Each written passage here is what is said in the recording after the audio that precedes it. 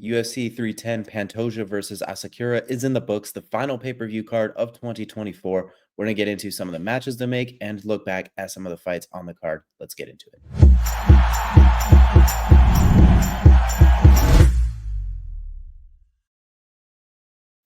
For UFC 310, a very, very good card top to bottom. Lacked a little bit of big name power, but we did have a lot of quality fights across the card. From the curtain jerking, Kennedy taking out Lucas Brzezinski. We had some good Michael Chiesa with a submission victory over Max Griffin.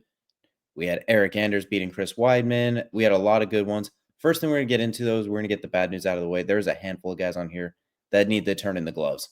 Chris Weidman, Anthony Smith, Clay Guida, it's time to go.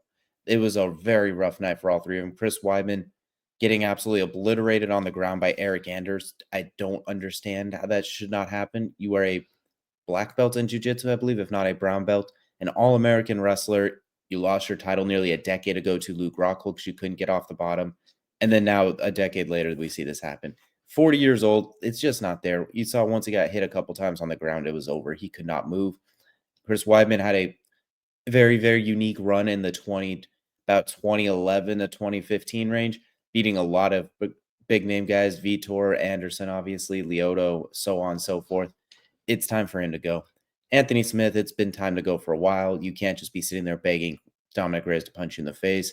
Had a couple kind of almost moments. Same with Chris Weidman, who dropped Eric Anders at one point.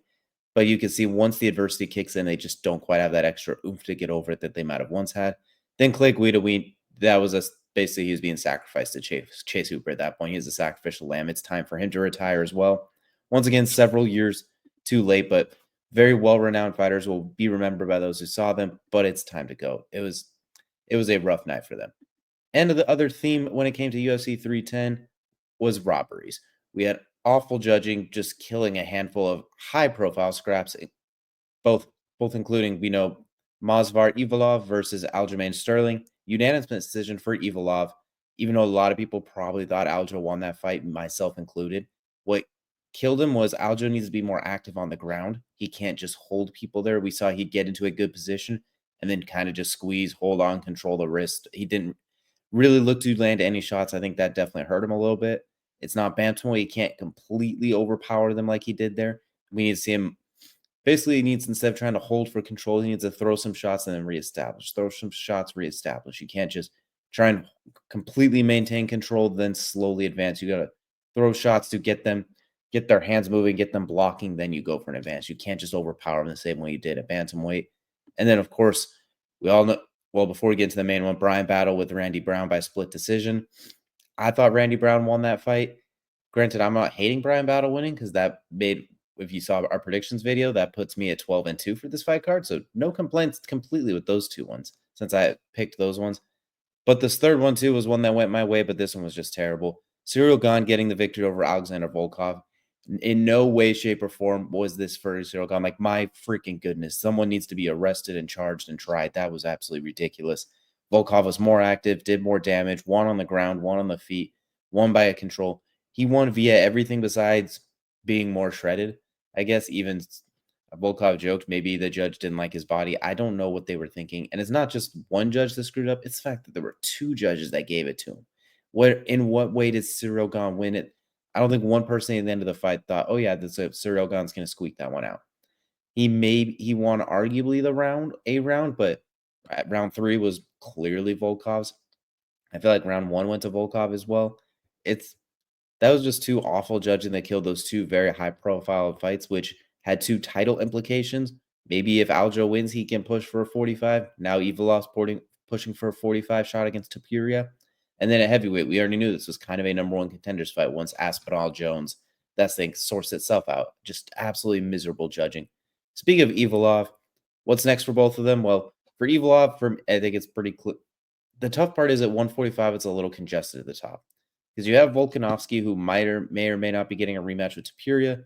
Diego Lopez, a clear next guy in line. That's tough to do. Maybe you pit them against each other. I don't know. I don't want Volkanovski at the next shot, mostly because he's had 2 knockouts in a row, and I personally don't want to see him go through that, but it looks like that's going to happen.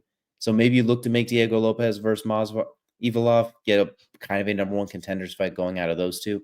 Problem is what sucks with that is you're killing off 2 contenders so that Volkanovski can get his redemption shot, and if he wins, that's gonna set the division into a weird tailspin. If he loses, like I think he will because he's older, it's in these weight divisions, once you are older, lose to the young and up and comer, very rarely do you see that older fighter then come back to get the win, so it's either there's gonna be some waiting with those guys, or we'll have to see it play itself out. Maybe you give Evloev one more fight, let Lopez wait. I don't really know. It's a very congested weight class at the top that hopefully we can get rolling. I I love Volkanovski, awesome fighter, but I don't want to see him fight Tapiri again. I really don't. I don't think it will go well.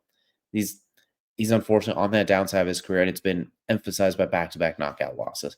As for Aljamain Sterling, I think he proved he is right there in the thick of things at featherweight. Excuse me. I think one fight I would really like, I think him and Brian Ortega could be a lot of fun. The grappling, I think he can't rush into Brian Ortega because we know Brian Ortega still packs a punch. I do think it'll be a good chance for him to work on his striking, those strikes from range, controlling this instead of just like kick, long jab, wild shot. I want to see him just mix up his game a little bit more at 45 since he can't truly overpower people. So if Ortega's staying at 45, I really like that fight for him. And then Evolov, it depends what they plan on doing at the top, but I think maybe him with Diego Lopez or him and Volk, something along those lines. Next up, we got the welterweight banger with Shavkat versus Ian Garry. We already know what's next for Shavkat. A very solid performance. He had really good moments, a lot of control against the cage, control on the ground, some of the big shots. We saw Shavkat's legit how big he is too compared to Ian Garry, not just height-wise, but with his shoulders were as big as Ian's head in some cases. He's a fully filled out welterweight. Where Ian Garry, you could tell, has a bit of the Diaz build, where it's a little normal, like a normal person's build it, but a little more athletic. As for Shavkat, we already know him and Belal Muhammed. That is next. We'll talk about that fight once it gets scheduled.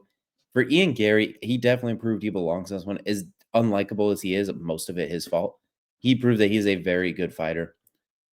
I know he joked about wanting to fight Colby Covington, that was the fight he wanted.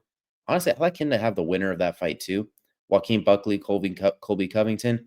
Whoever wins that's going to be in that same 4, 5, 6, 7 range a little bit. Kind of like where Ian Garry is right now, who's at 7. He might even jump up a spot.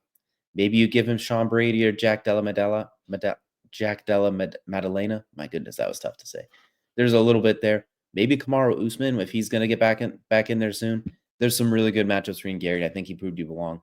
My favorite will be the winner of Joaquin Buckley versus Colby Covington. If Colby does win that fight, he gets the fight he wanted. He might even want that one regardless. There's a little beef there.